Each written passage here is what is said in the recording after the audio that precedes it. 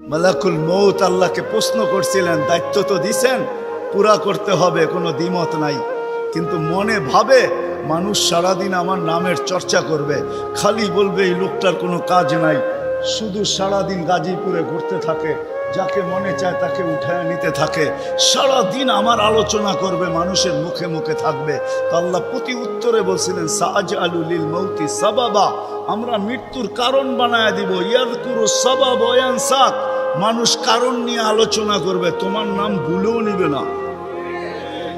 এখন নাম নিতেছে ডেঙ্গু, কয়েকদিন আগে নাম নিছে করোনা, কখনো নাম নেয় স্ট্রোক করছে, কখনো নাম নেয় এটা সেটা, ঠিক না?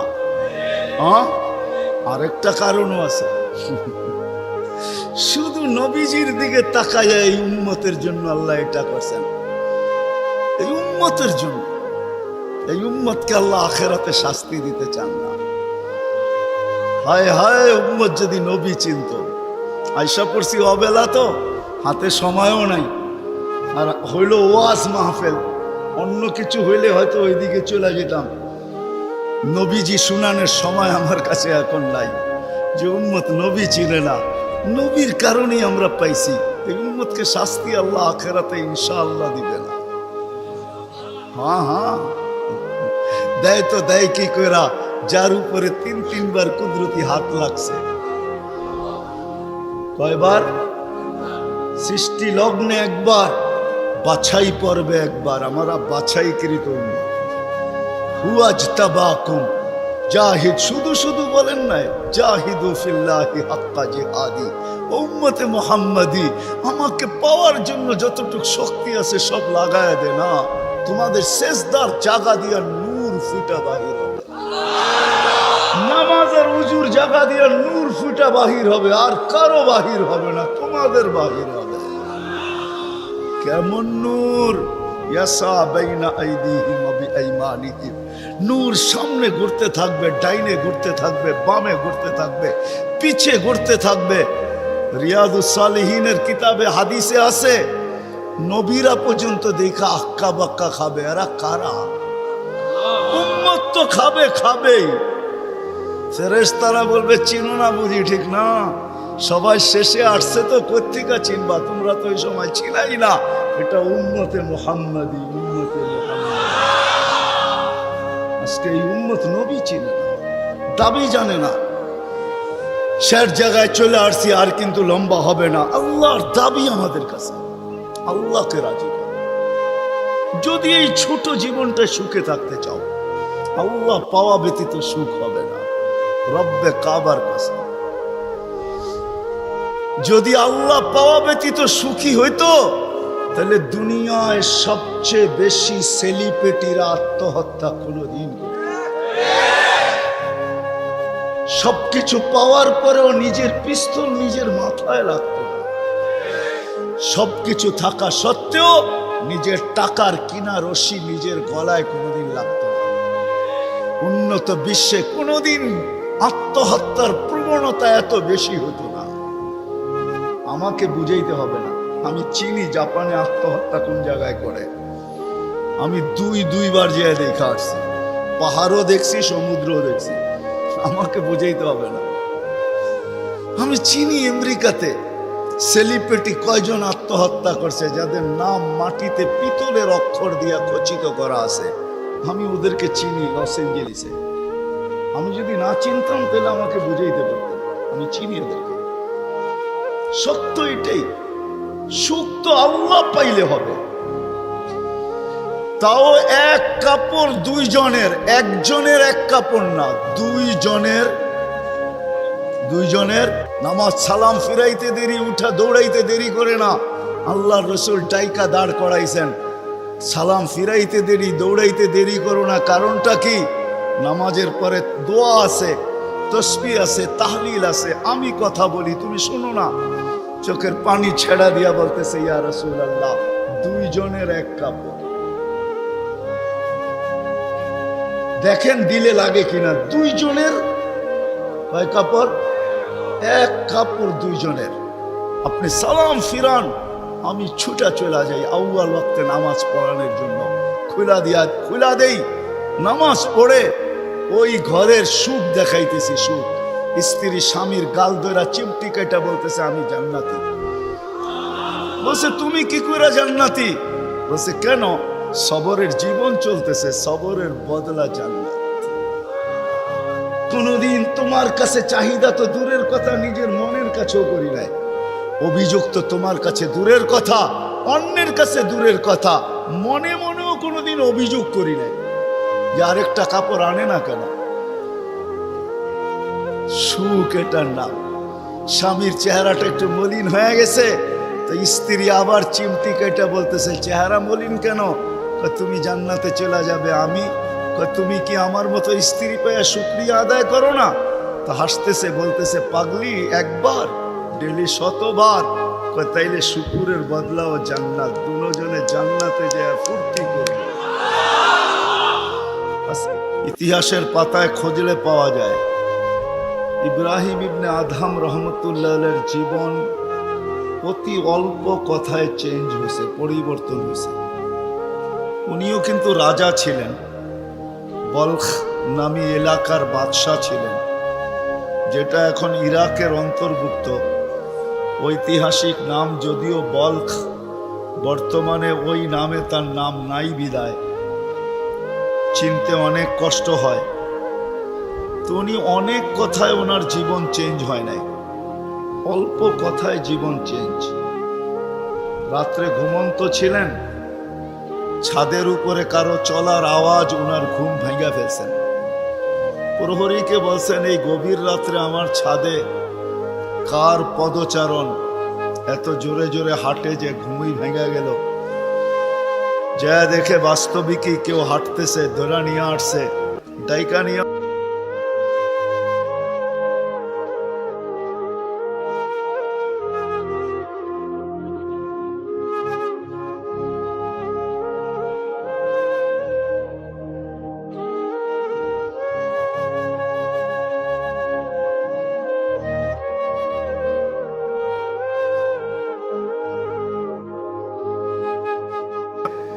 তুমি উজ খুঁড়ছে চলে আসছো ছাদে। তো বলছে মহোদয় যদি আমি পাগল হই তাহলে আমার সাথে আপনিও।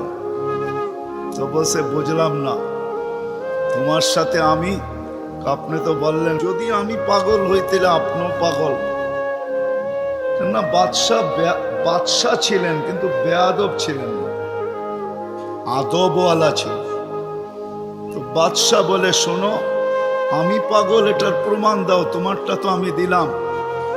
তো বলল বাদশাহ মহোদয় যদি ছাদে উট খুঁজা পাওয়া না যায় তো রাজপ্রাসাদে বসে আল্লাহ পাবেন কি করে? এতটুক কথাই কিন্তু জীবন চেঞ্জ। চলেন, এটা তো কাহিনী, হাদিসের একটা দেই। বনি ইসরাইলের এক বদমাশ ছিল, কিফিল নাম, কিফিল, হাদিসের কিতাবে পাওয়া যায়। বনি ইসরাইলের বদমাশ, যে নিজেকে মানুষ বলে কখনো স্বীকার করতো না, বলতো আমার চেয়ে কুকুরও ভালো। কেননা প্রতি রাত্রে তার যৌন চাহিদা মেটানোর জন্য, ব্যভিচারের জন্য তাকে প্রতি রাত্রে সে খরচ করত 50 থেকে 60 লক্ষ টাকা বর্তমান টাকায়। এক রাত্রে একজনকে ধরে নিয়ে আসছে, কামরায় ঢুকায় দিয়া বলছে আমি প্রস্তুতি নিয়ে আসতেছি। যখন প্রস্তুতি নিয়ে কামরায় ঢুকতে ছিল তো দেখতেছে ওই মহিলা এক কোনায় বসে কাঁদতেছে। তো জিজ্ঞাসা করছে তোকে জোর করে নিয়ে আসি না, টাকা দিয়ে নিয়ে আসছি, কাঁদিস তো কাঁদিস কেন? তো মহিলা প্রতি উত্তরে বলতেছিল শোন কিফিল, আমি বাজারি মেয়ে না, প্রয়োজনের কারণে তোর হাতে ধরা দিতে বাধ্য হছি। প্রয়োজন যদি এরকম না আসতো আমি কোনোদিন তোর হাতে ধরা দিতাম না, আমি তো বাজারি মেয়ে না। বলছে তাইলে কাঁদিস কেন? বলে বলতেছি তোকে কেন কাঁদি, শুনবি কেন কাঁদি? বলে বল কেন কাঁদিস? বলে কাঁদতেছি এই জন্য যে এই চেহারাটা কালকে আল্লাহকে কি করে দেখাবো। বোঝেন নাই মনে হয়? বুঝলে দিল ফেরা যাওয়ার কথা। আজকে তো আমরা হাজারো গুনাহ করে কোনোদিন ভাবি না যে এই চেহারাটা আল্লাহকে কি করে দেখাবো। রাগ হয় না যুবক, তোমাদের পায়ে হাত রাখে। 24 ঘন্টা নেটের ভিতরে কত গুনাহ করো, নিজের টাকা খরচ করা। বাংলাদেশের প্রত্যেকটা ঘর, গ্রাম নাই, গঞ্জ নাই, শহর নাই, খুব কম ঘর পাওয়া যায় আজকে ওয়াইফাই না আছে, ঠিক না? কি বিনা পয়সায় ওয়াইফাই? আনলিমিটেড গুনাহ করার জন্য ওয়াইফাই, আনলিমিটেড ইন্টারনেট চালানোর জন্য না। যুবকরা বলে আনলিমিটেড দেখতে হয় তো কত টাকা দিয়া নেট কিনবো। আনলিমিটেড গুনার জন্য ওয়াইফাই সবার ঘরে। এই মজমায় একজনও তো বলতে পারবে না এরকম তো আমরা কেউ নাই যে গুনাহ না করি। কি বলেন? মুহাম্মদুর রাসূলুল্লাহর কারণে বেঁচে গেছি। কুরবান যাও মুহাম্মদুর রাসূলুল্লাহর উপরে। এই রসুল যদি আমাদের নবী না হইতেন তাহলে কোনোদিন মনে হয় এই হাদিস আমাদের কাছে আসতো না। আস্তুরুকা ওয়ালাউ তাকশানি। আল্লাহ বলে উম্মতে মুহাম্মাদি, তুই আমাকে ভয় করিস না, কখনো ভাবিসও না যে আমাকে চেহারাটা দেখাবি। তো দেখাবি কি কইরা? 24 ঘন্টা গুনাহ করিস আর আমি 24 ঘন্টা লুকোচুরি খেলতে থাকি, আমি 24 ঘন্টা লুকাইতে থাকি। তুই গুনায় অভ্যস্ত, আমি লুকাইতে অভ্যস্ত। তুই গুনাহ ভালোবাসিস, আমি লুকাইতে ভালোবাসি। তোর কাছে গুনাহ মজা লাগে, আমার কাছে লুকাইতে মজা লাগে। তোর স্বভাব গুনাহ করা, আমার স্বভাব লুকানো। মুহাম্মদুর রাসূলুল্লাহর উম্মত না হইলে মনে হয় এই ঘোষণা হইতো না। কুরবান যাও মুহাম্মদুর রাসূলুল্লাহর উপরে। এই মজমায় তো একজনও নাই যে কোনো দিন 1 মিনিটের জন্য ভাবছি যে গুনাহ তো করি, কিন্তু কালকে এই চেহারাটা আল্লাহকে কি করে দেখাবো। আমার কথা মনে হয় বোঝেন না। মহিলা কিফিলকে বলতেছিল, কিফিল আমি বাজারি মেয়ে না, বিপদ তোর হাতে আমাকে নিয়ে আসছে, কিন্তু কাঁদতেছি কেন জানিস? কালকে এই চেহারাটা আল্লাহকে কি করে দেখাবো। বলতে দেরি কিফিলের দিল ছিদ্র হতে দেরি হয় না, ভেদ করতে দেরি হয় না। টাকাগুলা হাতে উঠায় দিয়ে বসে, বোন তোর গায়ে আমি হাত দিব না, তওবা করলাম, কিন্তু তোর কাছে অনুরোধ, তুই চোখের পানি দিয়ে আল্লাহকে একটু বইলা দে। ওই রাত্রেই কিফিল মারা গেছে।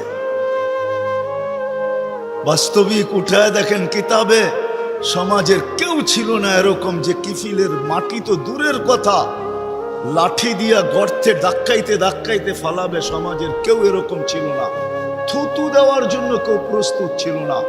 কিন্তু সকালে তার দরজায় লেখা উঠছে, কদ গফারাল্লাহু লিকিফলিন, আল্লাহ কিফিলকে মাফ করে দিয়েছে। কথা অল্প যদি হয় আর যদি শোনার হক আদায় হয়, রব্বে কাবার কসম দিল ভেদ করে চলে যাবে। আর যদি সারা রাত্র শুনি আর দিলে নাগাথলাম, তাইলে সত্য এটাই হবে। যদি আমি এখন প্রমাণ দিই তো দিতে পারবো আমাদের শোনার মাত্রা কতটুকু আর আমলের মাত্রা কতটুকু, কার বয়সের মাত্রা কতটুকু আর শোনার মাত্রা কতটুকু আর আমলের মাত্রা কতটুকু। মিডিয়ার যুগ, সারা দিন শুনতে থাকে, কিন্তু আমল কতটুকু বলেন? আমল বেশি? আমল খুব কম, কিন্তু দাবি তো ছিল আমলের। ওমা খালাকতুল জিন্না ওয়াল ইনসা ইল্লা লিয়াবুদুন, দাবি তো ছিল আমাদের কাছে আমলের। এই জন্যই তো নিশ্চয় অস্তিত্ব দিয়া, নিশ্চয় অস্তিত্ব দিছেন আল্লাহ আমাদেরকে। সৃষ্টির ভিতরে মানুষের মতো নিশ্চয় কোনো প্রাণী জমিনে পা রাখে না। মানুষ একমাত্র প্রাণী যাকে আল্লাহ নিশ্চয় অস্তিত্ব দিয়া নিজের কুদরতি হাতে ডেকোরেশন করে সাজান। দুনিয়ার কোনো আর্কিটেকচার দিয়া সাজান না, কোনো ব্র্যান্ডের দোকানদার দিয়া সাজান না, ব্র্যান্ডের কোম্পানি দিয়া সাজান না।